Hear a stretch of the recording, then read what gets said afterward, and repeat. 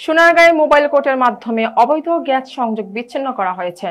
গেল রবিবার নারায়ণগঞ্জের সোনারগাঁও উপজেলায় সকাল থেকে বিকেল পর্যন্ত সোনারগাঁও পৌরসভার পানাম সিটি সংলগ্ন নোয়াইল, পানাম, দুলালপুর ও 3টি স্পটে প্রায় 8 কিলোমিটার এলাকায় অভিযান পরিচালনা করা হয়েছে।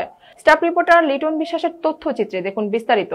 তিতাস গ্যাস কর্তৃপক্ষের অভিযানে একটি চুনা কারখানায় 3টি ভাট্টি গুঁড়িয়ে দেওয়া হয় ও 5500 আবাসিক চুলার অবৈধ গ্যাস সংযোগ বিচ্ছিন্ন করা হয়েছে।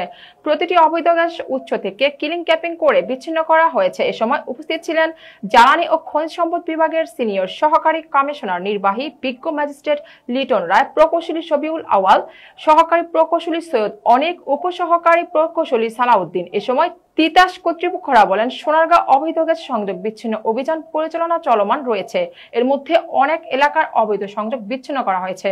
যেখানে অবৈধ সংযোগ পাওয়া যাবে সেখানে উচ্ছেদ অভিযান পরিচালনা করা হবে।